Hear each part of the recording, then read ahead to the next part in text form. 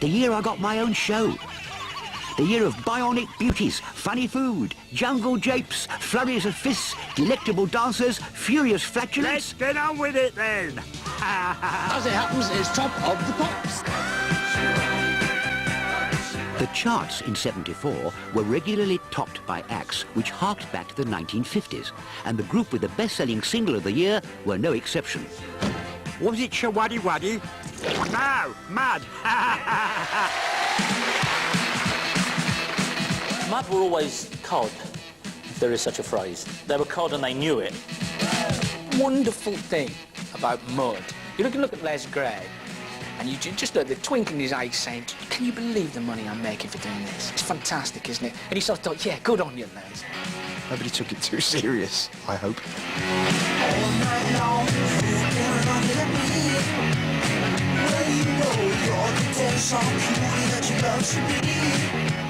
Playing a lot of social clubs, mining villages and stuff, we'd see these rockers with the old swept-back hair, greased hair and stuff. You know, people doing all this fist dance and the shoulder dance and everything else at gigs.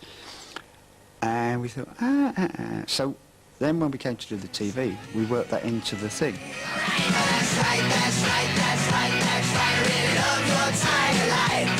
And that's neat, that's neat, that's neat, that's neat. Really love your tiger life. And we used the roadies. They learnt the dance and they came and they did it on Top of the Pops with us, you know. And then we got phone calls then from Holland saying, oh, you must bring the roadies. So we had to fly all the flipping roadies to Holland to do a TV show. They even got their own photographs and were handing out their own signed photographs in the end.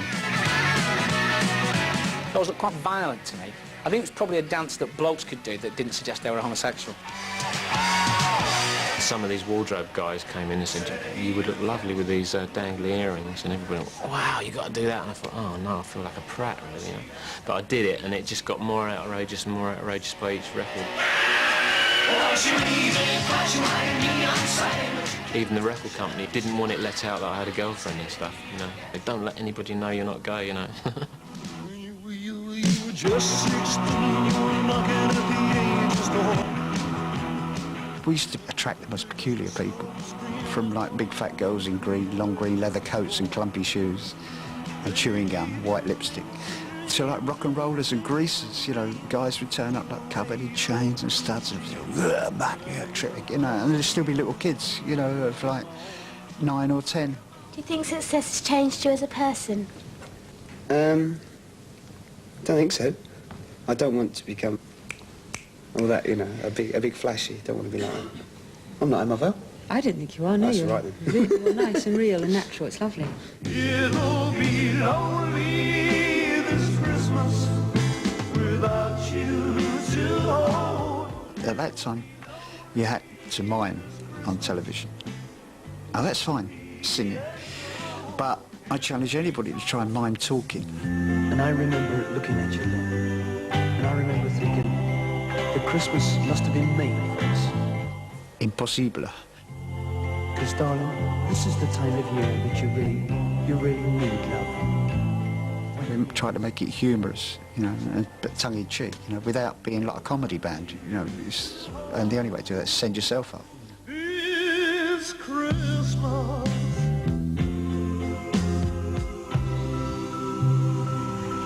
Merry Christmas, darling, wherever you are. 74's top-selling solo artist was even more of a retro rocker. Alvin Stardust? I just want you. I really love the things that you do.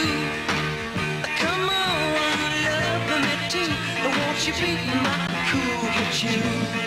Alvin Stardust, just take a look at it. What a weird idea. He was clearly 60 years of age. He was like an aging teddy boy dressed by Ann Summers. And he had the black leather glove. Very, very scary indeed. Come on, let's go to my flat. Lay down and groove on the mat. We can be my cool you. I thought, I've got to be different, otherwise I won't stand out. So I went out and bought some black leathers and a black jacket and the black gloves, and I dyed my hair black. I woke up the next morning, I had blue streaks down the side of my face like this with a diary on that. I didn't know what to do. Rang director inquiries quickly. I looked in Yellow Pages and I said, excuse me, do you do sideboards ready-made? I thought if I could stick some sideboards on. So I went round, they fitted me up to match this jet black hair I'd just done with these jet black sideboards, and I stuck them on. I turned up at the BBC TV Centre and did Top of the Pops. And from there on in, I had to wear these sideboards. 74, a great year for Alvin Stardust. He's here on Top of the Pops with his Jealous Mind.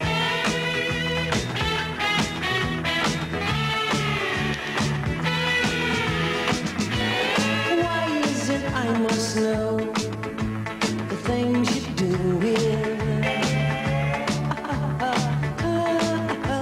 It's just my jealous mind. There was a kind of mean and moody, untouchable thing. Instead of holding the mic like that, I kind of held it sideways, and I suppose a little bit of Gene Vincent in there, where he used to kind of look up at the ceiling, and instead of looking up in the air, I tended to look straight into the lens of the camera and point. Really scary. Some people hid behind the settee from the Daleks. I hid behind the settee from Alvin Stardust. Hey, you must be out of your tiny minds. When you cross the road, always use the green cross code. Keep your wits about you and keep looking and listening. Great. See you, girls. Take it from me. Be smart. Be safe. I really don't think it was a good lesson for young girls, was it? Do you think this scurry, elderly man in leather, possibly with a prosthetic arm, singing sotto voce these lyrics with a deeply strange sexual undercurrent? Girl dancing in the red dress. She's gonna be my lover, so get her up, get her up. No, don't hear them, and don't play any of that on this show in case small children are listening. I'm not your brother, you're not my sister. Lord above, you're a girl and I'm a mister. We must come to an end there. Thank you very much for being our guest. I was enjoying it. Very interesting. I've learned a lot more about the pop scene, and I'm sure our audience has too. And I love him. He's a walking miracle. Remember, the Bionic Man. Walking miracle. And the Bionic Woman. We have separation. Inboard and outboard, they're on. Steve Austin is an astronaut, and he has an accident, and he goes, I can't hold it, Oscar, I'm breaking up. Flight column, I can't hold it, she's breaking up, she's breaking. And then the rocket thing goes along this runway and explodes, and then switch to operating theatre with little square plastic compartment of leg open with electronic wires and tweezers and things going in. Gentlemen, we can rebuild him. We have the technology. That was the famous one. We have the technology. We can make him faster, cut to Lee in tracksuit running on treadmill, and it becomes the Bionic Man. And basically he just never gets a day's peace from that moment on. From that day forward, he's eternally grateful to Oscar Goldman, and he has to just constantly go on missions. You know, Oscar, he's always finding something for me to do.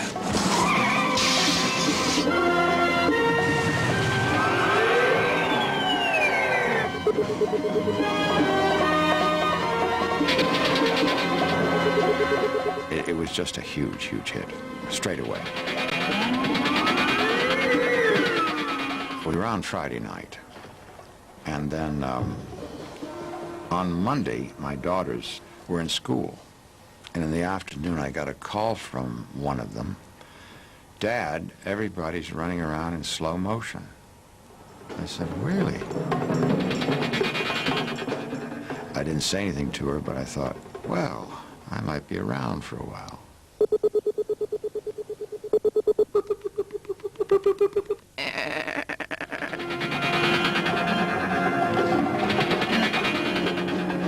People forget that only, well, how many years has it been?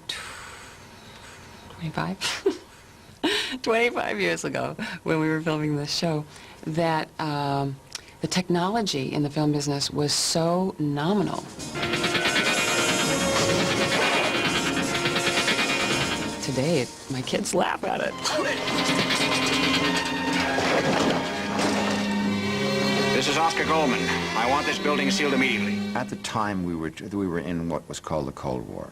And we couldn't send troops in like you did when you go to war. So this was an opportunity to just send one person in on a job to either bring out someone, to get information.